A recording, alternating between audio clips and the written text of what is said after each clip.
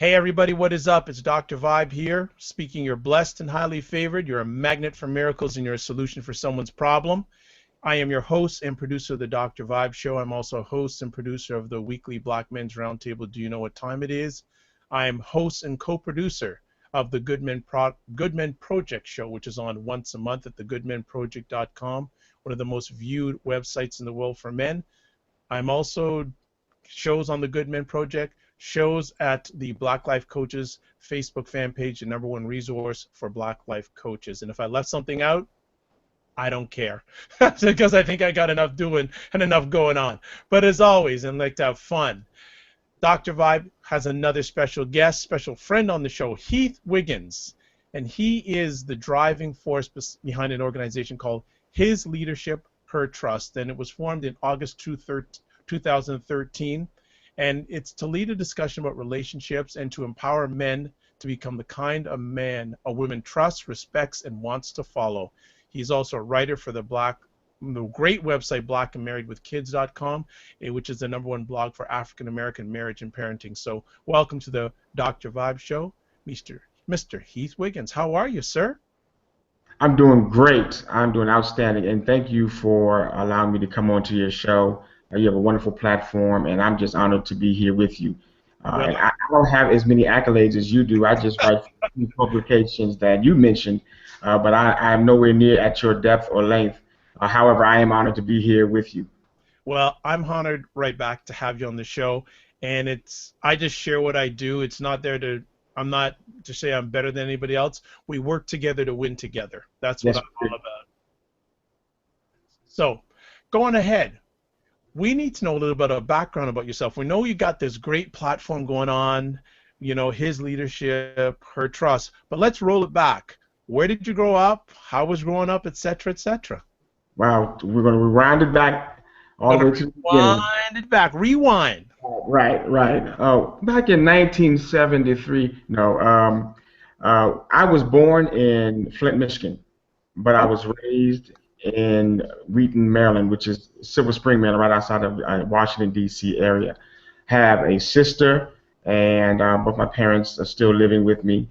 And I was pretty much grew up in I didn't grow up in the hood. I grew up in the suburbs. I'm a suburban boy, and I'm proud of it. Right on. Grew up right in the suburbs, right in Silver Spring. And I grew up, went to public schools, and went to college, went to Hampton University. And my wife, ironically, went to Howard, so you can imagine the conversations that we're having in our house. Well, you know what? Just before you go any further, 2 conversation pieces already. On Saturday, I had the chance to listen to an actor named, I don't know if you know the name, Terry Crews. Yes. That's you and him, same hometown. Really? Flint, Michigan. Flint, Michigan. Yes, Okay. same hometown. And my father is a graduate of Howard University. Okay, I'm sorry for that, but that's okay.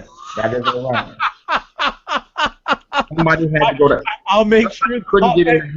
I'll make sure that he doesn't see this, and you make sure your wife doesn't see this. Now, I think I'll have an easier job than you, and I'd like to see how you prevent her seeing this. But go on. Sorry to interrupt. I thought that was quite good. Thank you. Well, like I said, I went to Hampton University, and I studied business management. I actually, in my first career, ironically, I wanted to be a fashion designer. Actually, that was my first career. Okay. I had a great design. My mother was a seamstress in Flint, and then when we moved here, because my father got a job working at University of District of Columbia. Right. So my mother became a seamstress here before she was a public school teacher, and she used to do fashion shows. And one time she did a fashion show, and she made an outfit in like 30 minutes. And I was thinking, man, if I could like make an outfit every day before I go to school, I'd be like the flyest kid in junior high school. Yeah. In 8th grade, I said I want to be a fashion designer. So I spent from 8th grade all the way through college studying fashion. I learned how to sew. My mother taught me how to sew. I learned how to grade patterns and do all these things regarding in the sewing industry. And when I was doing that, I was also in school and having clients and so forth. But I really enjoyed that kind of thing, and that was my real first love, my real first love. when I graduated from college, I didn't even look for a job. I was so determined I was going to make it in the fashion industry. I didn't. I think I went on one interview when I was in my senior year, Wow. and the rest of the time I built my business plan. Fresh out of business school, so I wrote my business plan. I had all my ducks in a row. Came home in May, started my fashion business. By August of that same year, I was retired. What? By that quickly? That quickly. What it was I realized I did not like it. Okay. I just did not. I like the idea of it, Yep. but having done it, and that's why I don't say I quit. I say I retired Okay. because I did not quit it. I did it. I dedicated. I was all in. I was making some money, and fresh out of college, and I had a plan. I had customers, and I had a network that I created, but I did not like it. I remember I was on my way home one day from a client. I had stayed up 48 hours trying to finish 5 coats that I had been contracted to make. And Right. I fell asleep at a red light. And Whoa. I woke up, there was about 5 cars in front of me. All the cars in front of me were gone, and all the cars behind me were gone. And I was asleep. I said, oh no, that's it. I'm done. If this is what it's going to take, I don't want to do this. And I was cramped up in my room. I'm an outdoorsy person. I'm real extroverted. And so I was cramped up in my room sewing all day, and it wasn't what I thought. So I retired. And I, after that, I had a plan B and a C. My plan B was to shortly around that time the movie Wall Street was out with Right. Michael Douglas, and so Gordon Gekko was like, when you're going to business school, you think you're going to be the next Gordon Gekko. So I was going to be the next real estate mogul and stock investment tycoon. So Right. I tried my hand at those. I failed at those as well. I had a friend that was in the restaurant business, so we tried to open up a little supper club. I failed at that also. I had a friend that we were going to try to open up an arcade in my local neighborhood shopping center. I failed at that also. And Wow. we had another friend. I had another friend I met at church. Mm-hmm. That his father and he had a government contract with a financial services company, and that's right up my alley. I studied business. This is finance, and so I was excited to get on the ground floor of them building their business. And as I began to help them build their business, we got to a point where they're about to get funded for the contract, and then I couldn't find him. He wouldn't stop. He wouldn't take any more of my phone calls. And what I realized had happened was he used me for the dirty leg work, the grunt work of doing all the Right. research. But then after they got the contract or something happened, they just vanished. I couldn't find him. So I'm 23 years old now, 2 years Hold on. out of Hold college. on a second. You did So, all this stuff by 23. yes, I Let have failed at all these things by 23. so let me. I gotta ask some conversation pieces here. Where did Sure. you get your sense of business, wanting to be in business? Where did that come from? I would have to say from an active imagination and my mother. Like I said, my mother was a seamstress, so she had her own business. And I really liked the idea of going into business. I was always attracted to systems and how you make things and how you create structures and infrastructures of how things are produced. And so that essentially fueled my interests and desires all through high school, junior high, high school, and college to study business. So entrepreneurialism was always in my blood. Okay, so you've done all this stuff by 23. You've gone through all these failures. At 23 years old, where was your mind? My mind was, you know what? I could have gotten down on myself, but I honestly looked at it like this. I said, I just found one more thing that, I've just ruled out one more thing that I'm not going to do for the rest of my life. Right. And so that kind of gave me a sense of purpose because, at 23, you're young, brave, and unafraid. And so you are full of reckless abandon. But at that point, I had started going to church. I started becoming a little bit more aware of spiritual things. And I realized at 23, I had planned my entire life up until this point. And Right. obviously, all of my plans had failed. My plan B, C, D through F all had failed. Oh So I God. said, I'm going to try to, let me see what God wants me to do. Let me give him a shot, and let me see if he can try to make a better plan for my life than I'm making. And so I intentionally shut myself down from planning, from thinking about what I was going to do in the future. And for me, that is a huge deal because I'm a planner. I think organizationally, I think systems, I think two moves ahead. And so for me to voluntarily shut down and just give it over to this new God that I just found, that was going to be a great challenge for me. But I had failed at everything else, so he kind of took all the options away from me. So that kind of made it easier to palate, more so than a fight that I had to give up, if you will. Does that make sense? Absolutely. So what did you do? So for the next 7 years, I was in a training pattern. The church I was in had a ministry, a marriage ministry that really focused on teaching couples how to be in relationships. It really was speaking to husbands and wives.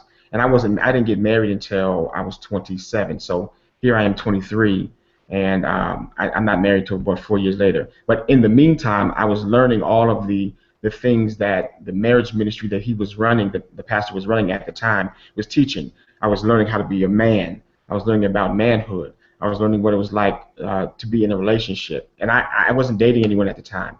And I was learning what it was like to be um, uh, in a training holding pattern, if you will, and to be content in that holding pattern, and not be overly over trying to create my own way. And that was very hard for me. I guess it was kind of difficult for me because, like I said, I'm a planner. Right. But I was literally. It sounds like I was doing nothing, but I was intentionally learning. And in hindsight, now that I'm older, I look at that time and I understand that that was the training ground or the proving ground I needed in order to prepare myself to do exactly what I'm doing right now. Because I had not got that solid foundation, and then given the opportunity to let it marinate in my mind and in my soul, then in my spirit, it probably would not have grown to the degree it has in me. Yeah.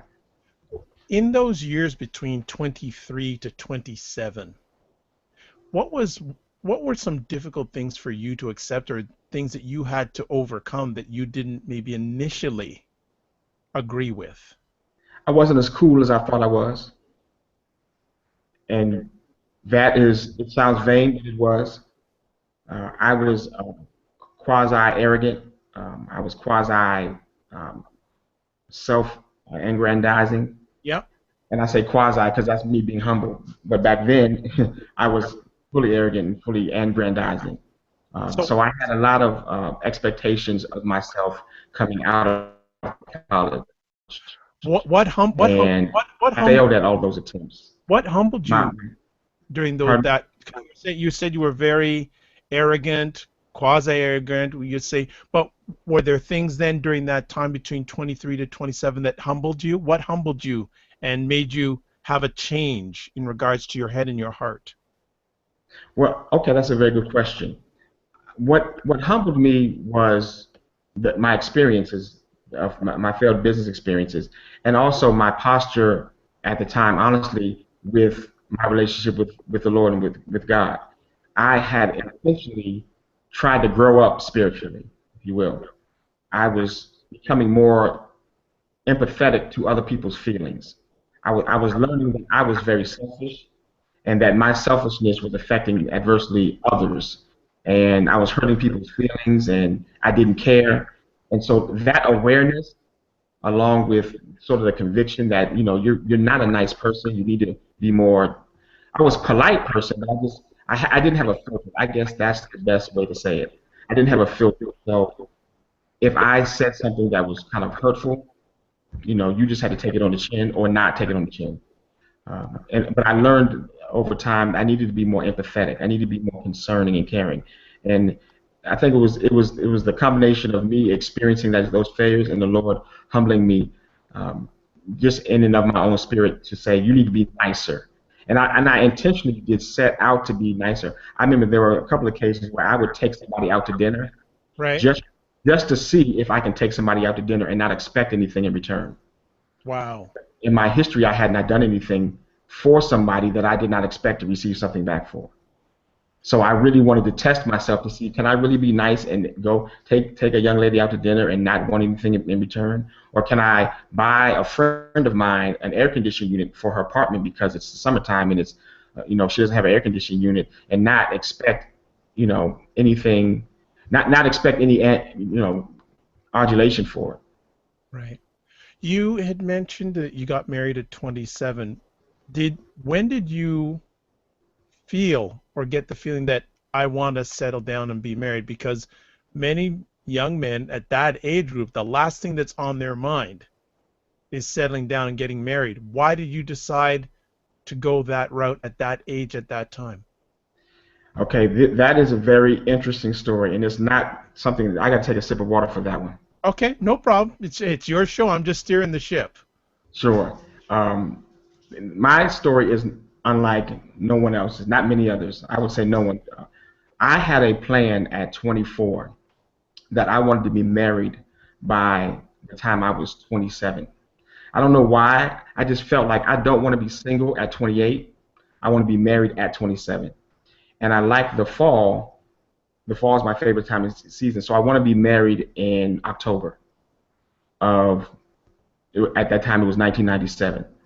So, yeah, and I was 24 when I made this decision. So this is 1994, and I'm saying I'm going to be married in October of 1997. I wanted to be engaged for a year, so I said I need to have determined who my wife is going to be by September of 1996. So that gave me from 94 to 96 a 2-year process to determine who I was going to marry. Like I said, I wasn't dating anybody. And all of my friends knew about this grandiose plan. And so I had concocted in my mind a list of qualities that I wanted in a wife. And anybody who I met, I was an equal opportunity employer. Anybody that I met, if you had the criteria, then you made the list. So I had a list of about 9 women that I was considering to be my wife. It turned out to be 9. At first it was 8. And so eventually over time, certain things would happen, and about 6 of them dropped off the list. Then my coworker, Bernadette, who she and I had become really best friends at the time. We sat generally in the same cubicle space at work. We shared each other's personal stories. She knew about my, issues that I had failing in business. She knew about all of my arrogant ways, and she saw the process of me growing up and maturing more spiritually and just more emotionally. Uh, she, on the other hand, I knew all of her personal stories, her relationships, and everything, and so we had become very, very close. And I looked up one day and I said, "Does Bernie?" Her name is Bernadette, but everybody calls her Bernie. I said, "Does Bernie qualify to make the list? Because she's just like my coworker. She's just like my friend." And I said, "I guess she does make the list because she has all the qualities I want." So it's coming to the point now where I have to make a decision where I want to get married, well, who I'm going to marry. And I've got 3 women to choose from. And Okay. none of them know they're on the list. None of them know anything. And Right. so I pray about it and pray about it and pray about it. And by event of circumstance, Bernadette was the one who was best for me and who I was best for. And we had been best friends, and so it seemed kind of weird because now it's like I realize that the one that I want to be with for the rest of my life is my best friend, but my coworker who is just a friend. Right. So I'm getting to the point now where I have to now break her the news that I want to marry you. I break her the news. What an interesting way of putting it. Yes, I had to let her know. Right. So um, I called her up one day. She's a homebody. I'm an outgoing person. I called her up. I said, I need to pick you up. I'm going over to my mother's house to wash clothes. I didn't have a wash machine at my house, so I'm 26 years old, so I'm going to my mother's house to wash clothes. I get her over. I pick her up. On my way to my mom's house, I pass my dad's house. I Yep. stop by my dad's house, just say hello. She meets my dad. On my way to my mom's house, she meets my mom. Then I'm washing clothes, and it's getting late. It's evening. It's about Yeah. 6 o'clock. And so in my mind, I had already already determined that I was going to be her husband. So my mind had shifted, and I said to her, "Oh, it's getting late. I haven't fed you yet." And so she's looking at me like, "You haven't fed me yet? Like, when do you ever feed me? I mean, that's not something that we do together." So, so she said, You're such a planner. You're such a planner. but she wasn't going to turn down a meal. Right. So I took her out to a restaurant in Rockville, Maryland, Bennigan's on Rockville Pike. And we were sitting in the restaurant, and she was explaining to me how she wanted to move closer to California, where she's from, Right. because her mother was getting a little more ill, and we have a where we worked had a plant in Fort Worth, Texas. So she was thinking about moving there. So she said, "I'm thinking about moving to Fort Worth to work there, so I could be close to my mother." I said, "You can't do that." And she said, "Why not?" I said, "Because you're the one I want." Uh-oh. And she said, "What?" I said, "Yeah, you're the one I want, that I've chosen, and I love you, and I'm not asking you to marry me at this point, because I know that you can't handle this information right now. But I am looking to enter into a relationship with you that leads towards marriage." And so she just froze, and all of a sudden she just breaks out like, "Okay, Montel, Oprah, okay, where are the cameras? Where are the cameras?" She literally was looking around the restaurant like, "Okay, where are the cameras going to come out?" Where, because she knew that I had a plan, and she knew the time was getting close, Yep. and she knew that, I was going to make a decision soon, and the fact that I had chose her was completely out of left field. So Right. needless to say, her appetite was shot, and I said, "Don't worry, I'm not gonna press you to do anything right now, but just letting you know that in October I'm going to start my wooing process if Eh, you know you, What? if you don't come around by then." So it's about October 25th. I'm Right. sorry, September 25th. Okay. So for the first time ever, we had spent every day on the phone thereafter, for about a week, specifically for a week, and talking on the phone. We really were negotiating our relationship. Well, what do you feel about children? What do you feel about household responsibilities? What do you feel about this? What do you feel about that? Because we had never had this conversation before. So we were just feeling each other out and trying to ascertain what are the attributes of that you value in a relationship and in marriage and so forth. Mind you, we were already best friends, so we knew a lot about each other. So some of this information wasn't news, Right. the conversation definitely wasn't difficult to have. So we went for a whole week after that. So we're a week later. It is about 3 days before the end of September. I've got to make my decision by October. I made my decision already, but I have to be engaged for a year. So I'm on my way over to her house, her apartment, and I am listening to a tape in my car called "The Love Doctor" by Dr. Bishop Apostle Louis Greenup, and he's talking about how husbands and fathers should not give their daughters over to someone in marriage unless the husband is qualified. And he's making the analogy that I don't care how well a man comes to me and asking for the hand of my daughter, and he's saying, "I know how to fly a plane, and I know I prayed about flying a plane. I had oil blessed on me to fly a plane, but you haven't taken any flight training courses. I don't care how much you think that you're capable and qualified to fly a plane. Unless you've taken a flight training course, then you are not going to. I'm not going to give my daughter to you in marriage so that she can get on this plane with you." So he was making that analogy, and I thought it was quite interesting. So when I went over to Bernadette's house, I let her listen to the CD or to the cassette tape at that time. And so as she was listening to it, she heard the whole thing, and then she looked at me and said, "Do you know how to fly a plane?" I said, And I said, with the quickest retort possible, I said, "I do. I'm just looking for a co-pilot." Where we go. You're good. You're good. And so she said, "Okay, let's do it." And so from that point on, September 26, 1996, we were engaged, and we got married a year later in October of 1997. Congratulations, and thank you for sharing that story. What you are the planner. Yeah, I kind of am. Yeah, you are the planner. Well, let's just jump to your brand. His Sure. his leadership, her trust. How did that come about? Great. Because of the way I'm glad I prefaced all this with the way we came together. The way we came together, we were able to identify in the negotiation that we went through on the first that week of, we were negotiating our relationship. We were able to identify how we were going to solve problems in our marriage at that point. And when we got married, we were able to solve a lot of our problems in the first 3 months of our marriage. Of course, we had problems like every other couple did, but the solutions that we came up when we negotiated our relationship, those solutions were the ones that we stuck with. And if we didn't like those solutions, which we often did, and we felt we had to change it, then we would come back to the table and renegotiate the terms of how we would solve problems. And as a result, we had couples coming to us asking us, how do we solve problems, or how do we deal with these issues, and how do we address these concerns? And they had been married 6, 7, 10 years, and we had just been married 6 months.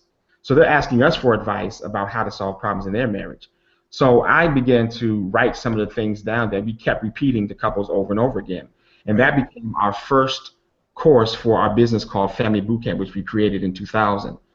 We created a Family Bootcamp course. The vision for that was to create this obstacle course like the military, and teach engaged couples what they needed to do to create a healthy, sustainable, loving marriage. And so that became the impetus for what we now do, which is our second brand that I launched last year, which is His Leadership, Her Trust. Right. We created the Family Bootcamp in 2000, and over the years, in 2006, we bought 14 acres and actually built our facility. Wow. The first iteration of the boot camp was in our house. We had people running up and down the stairs. We had them blindfolded, walking across chairs that we had laid in the middle of the floor to make obstacle courses, and had them walk around the house outside. So it was a hot mess. It was fun. It was a hot mess. I can imagine. But we, in 2006, we bought our 14 acres, and we built an actual ropes course facility on it, and that's where we are currently. And it was through this process of working with couples, and it was around that time that I went back to school, because I realized I needed to be a better leader. I needed to learn some more skills, because we had hit a place in our marriage where we had money and we had resources, but we didn't have a purpose or a vision or goal or focus. We just were like zombies, just living, going on vacations and spending money without a purpose. So I realized I needed to have some more skills. So I went back to school. I got my master's in organizational leadership, and it was that time that we bought the boot camp and actually built our facility. And in so doing, we were working with more and more couples. And it wasn't until we met with this one couple, and we were working with them out in the boot camp. We were doing an activity, and after our activity, we said, what did you experience? What were some of the things that you did in this activity? And the wife, we found out, she kept going behind the husband and was trying to fix some of the things that he was doing and some of the decisions that he was making. He would make a decision, and she would say, well, honey, what about this? What about that? Have you thought about that? And as we were having, after that activity, as we were having this discussion, what he said, and I'd never heard a man say this before, he said, the truth is, I don't know how to be a leader. And I said, wow. And I looked back at all the dozens and hundreds of couples that we had mentored or counseled or worked with at that time, and I looked at, and the wives did not trust the husbands to be a leader, because they felt that they had to go behind the man and clean up after what he was doing wrong. It's not in every situation. I'm not trying to make it seem like all men are this way, right. But it definitely was a lot of the issues that we had come encounter with. And having done my thesis and my master's on relationships and using team building techniques to train couples, the research that I did validated that unction that I had. And so I said, I need to shift. I need to shift what I'm doing to focus on leadership and the trust that women don't have in their husbands to be leaders. Leadership is shared in some parts in relationships. The Bible talks about the man being the head and the woman being the helpmate, but those are positional roles. Leadership is more so the process or the activity of providing guidance to a specific goal. And so if a husband is authoritatively and positionally the head, but he's not providing the process of leading toward or guiding a group, guiding this family toward a goal, then he's really not the leader. And he's not providing leadership. Now, like I said, leadership is shared, but when the wife feels that she's the one doing all of the leading and the husband is not, that's when you have these problems. And so that's when we shifted our business and created the new brand to focus on his leadership and her trust. Excellent.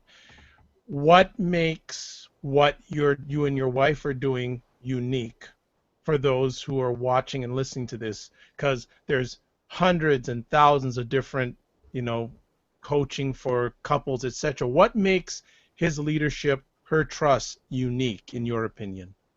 That's a great question. What makes us unique is the fact that we are the only ones that are focusing on the relationship of leadership in the relationships.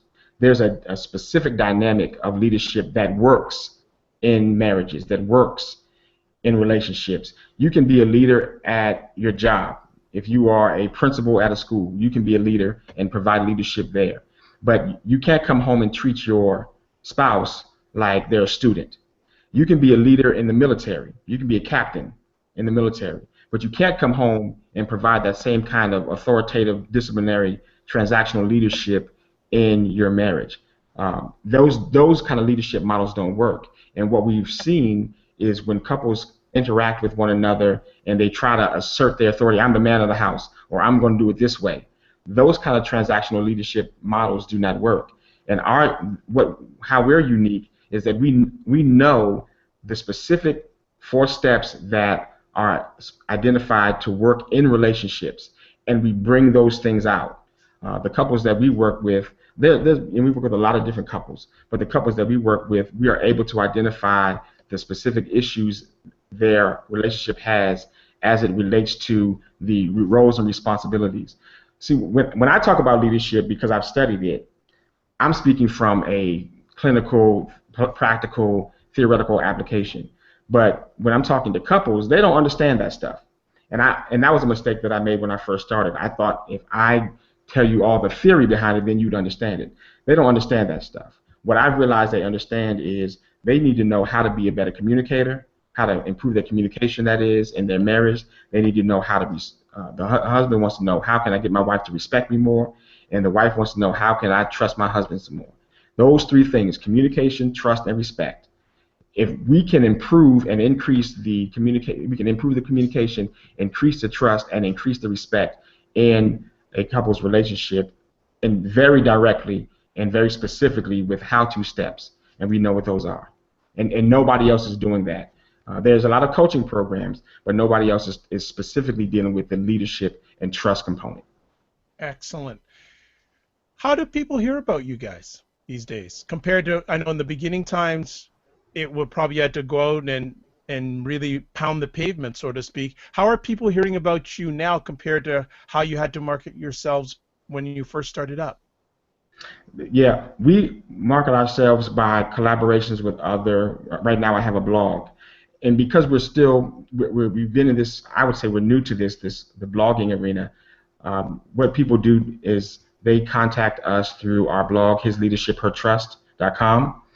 I also write for blackandmarriedwithkids.com, which is an excellent resource. I mean, I hate to say that they're my competition, but I write with them and work and collaborate with a lot of the writers on there. But everybody who's on that site is doing a great job in their own field, in their own specialty. And so I get a lot of traffic from their site when I write blogs on their website. Right now, I'm also working with other bloggers and doing guest posts on their blog. I'm working with PR companies. I just had a meeting today with a very excellent executive coach, branding coach, that is working with me to create some different products to get out there and promote to churches and to other platforms like schools and universities and stuff, just to get out there. So right now, I'm intentionally focusing my strategy for getting out there is to focus on my writing, because there's a deficit in understanding about leadership. Sometimes leadership has a negative connotation. And so I had my first initial foray into addressing this need that relationships have is to just do education. For the first year, I just taught about leadership, what leadership is, what different dynamics are represented in leadership, and I'm identifying those target areas just to bring up and bring awareness to the subject. And no one, like I said, nobody else is doing this. And so now that I've done this for a year, now literally this month I'm changing my trajectory and starting to focus on some of the products and services that we offer. Excellent. With you bring to the dynamic of this great service the leadership element, what elements does your wife bring to his leadership, her trust? That's funny because I'm the talker and my wife is not. So when we do our boot camp sessions, Right. I'll do most of the talking. And then she'll come in and add a little addendum at the end of everything I said, and Right. the couples are like, "Wow, oh, that was good." Wow. Quality, not quantity, Yeah, right? yeah, yeah. And we had a couple that we have a program called the marriage boot camp, which is a 4-week intensive program where we actually deal with some issues.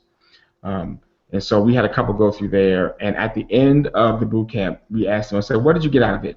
And everything that they said was things that my wife regurgitated out of all the things that I said. Wow. So how my wife plays a part. I'm the ethereal thinker. I'm the big picture thinker. I create the structure. I create the business platform. I create all the essential tools for her to make her points that people go away with, and I'm okay with that. Okay. Well, you better be. You better, because it doesn't sound like you could be doing what you're doing without her, right? Right, right. She really is. She calms me down in terms of uh, trying to trying to make me not go so big so fast. And when I say that, sometimes we may have an activity scheduled, and I'm thinking, oh, we can do this, we can do this, we can do this, and we can do this, and then we'll close out with that. And she said, we can't do any of that. We'll do A and then just leave it at that. Like, yeah, Right. but I want to get them to. They need to know this. They need to know that. No, Heath, we're not gonna get time to that. And so every time that we follow her lead, we turn out to have a great program. And the points that she makes are the ones that people always walk away with. And I just create the environment for her to speak. Very nice. Well, very well said. Very well done. What you talked about communication, respect, and trust. Are are the issues that couples are coming to you with these days any different than what they were coming to you with when you started? That's a good question. I think I do. I do. Uh, in the beginning, when we started, we were working primarily with church couples. Right. Um, and there were a lot of married couples that we were working with under that churches where divorce was not an option. Now divorce very much so is an option for Right. these couples. Okay. There are a lot of couples that are at a point where they're like, you know what, I'm done. I mean, they could be Christian, they could be pastors, they can be, whomever, however spiritually akin they want to define themselves. But divorce is definitely an option. Matter of fact, we had a recent couple that came here and they said they are waiting till their youngest child graduated from high school for them to get a divorce. So they're Wow. just waiting it out. And they came here as like a last ditch effort, or just like, let's see if this works, kind of thing.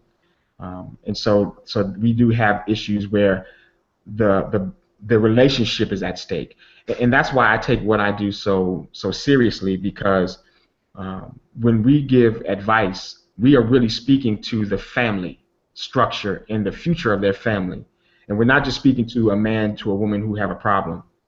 And that's when I write in my blog, I take very seriously what I say, and the level of research and the specific theories that I'm trying to research to make sure they are applicable, especially the biblical principles that I'm applying. I'm very careful not to take a scripture and make it apply to this situation when it doesn't. I'm really intentional in trying to make sure whatever we say, however we present it, is speaking to the future of their family. That's what we're holding in our hands.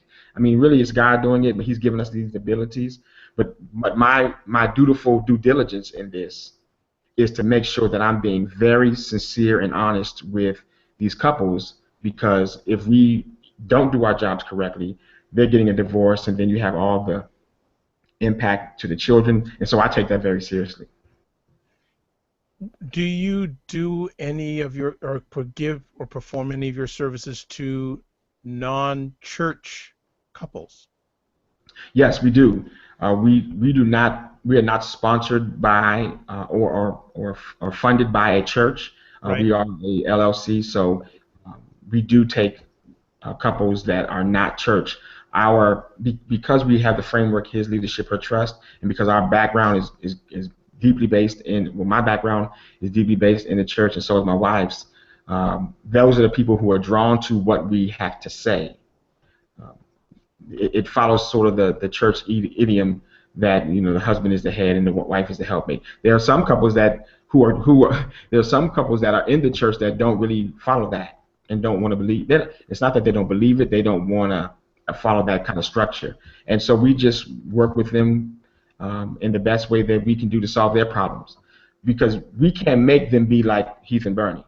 As much as we would love to, we cannot make couples be Heath and Bernie. We will let you be whoever it is that you want to be.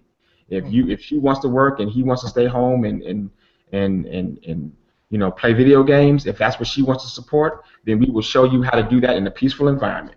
It's not the ideal, and we'll let you know that, but we will definitely let you be whoever it is that you want to be. Even if your relationship suffers as a result, because we've tried. We in the beginning we did try to get you to do what we do and try to get you to think the way that we think. And what we were doing is impressing our value system on someone else. And a counselor told me that you can't do that one time. She said you cannot do that. And so I've given up that mantle to try to proselytize the world to be like Heath and Bernie. You all As, are not privileged. yes, absolutely. As we wind down in our conversation, I would like to know one or two things. Okay, do you one or two opportunities that churches out there, in your opinion, could be doing better when it comes to either preparing for marriage or marriage counseling? Now, I don't want you to go on because I want people to come and get it from you. Right. But those who don't have access to you and what you and what your wife are doing, what are one or two suggestions that you would make to churches out there when it comes to marriage counseling? Sure. My wife and I at our church, we were over the marriage ministry for about 10 years. So I have very specific things that I think that churches should be doing, which we tried to implement. And we were successful in some and not successful in others. The first thing is to give up the responsibility of playing counselor to marriages in crisis mode, or who are in a very bad situation. We had a church in our church. We hired a spiritual licensed counselor to handle all of the serious marital issues that were taking place in our marriage. Things that where somebody is separated, there's been abuse, there's drug abuse, there's incidents of sexual abuse of children. The lay members in the church are not equipped to handle that level of sensitivity, that level of seriousness. So I would recommend all churches hire or procure as some kind of resource a ability to use the professional resources like counselors and therapists and psychologists and psychotherapists to deal with issues in their congregation. The next thing I think is a little bit more doable is to make sure that you build your marriage ministry not around the traditional meeting that you have every month or once a week, but you build it around the relationships that you foster in and amongst themselves. My personal vision is, and I tried to implement this before we at another church. My personal vision is that the marriage ministries should be a ministry of values that you have as a marriage ministry. These are the values that this church espouses as the marriage ministry values. That if you want to be a part of the marriage ministries, then you have to agree and align yourself with these values. And this theory is not uncommon because in order to be a member of the church, you have to agree to a certain set of values in order to receive the right hand of fellowship in some churches, as it's called.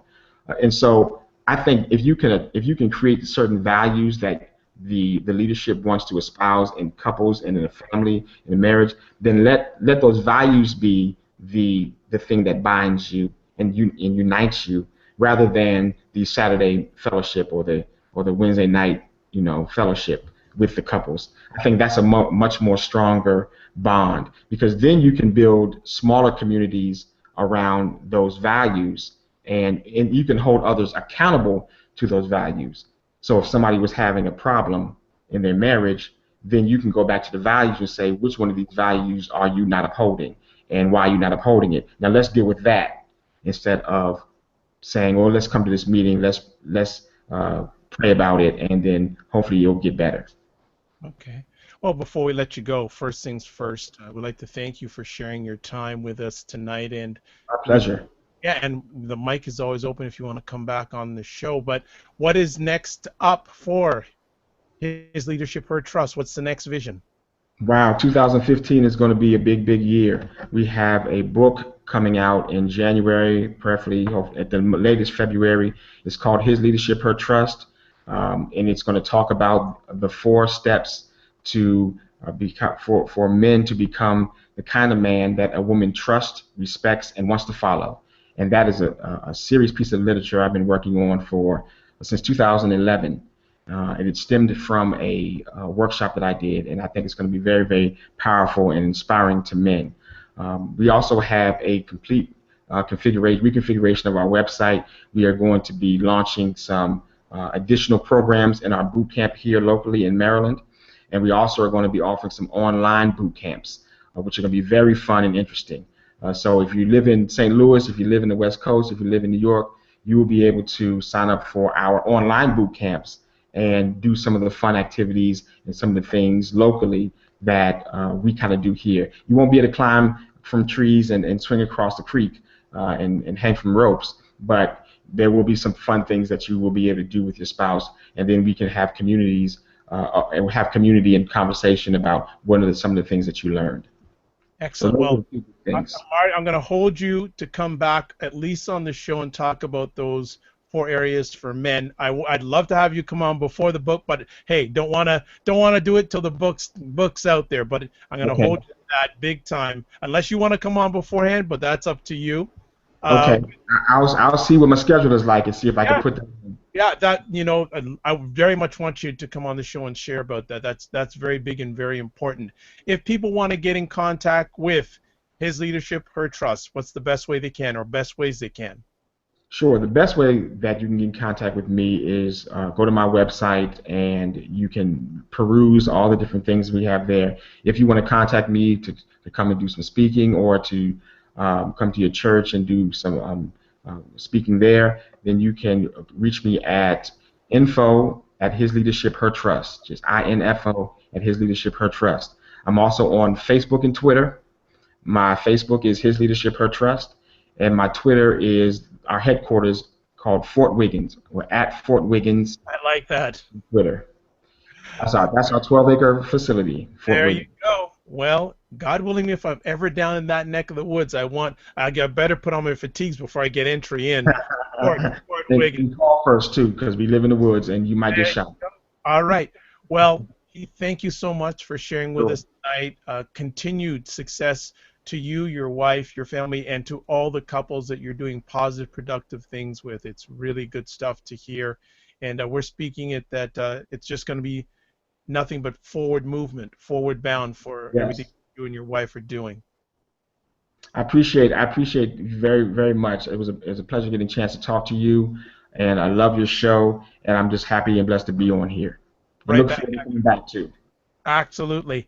Well, as we like to say, it's Dr. Vibe, your host and producer of the Dr. Vibe Show, host and co-producer of the Good Men Project Show. You can catch a number of my shows at thegoodmenproject.com, also at the Black Life Coaches Network, the #1 resource for Black Life coaches in the world, and also too co-host with Marie Roker Jones at the Men You Want to Be Google Hangout. As always, we like to say you're blessed and highly favored.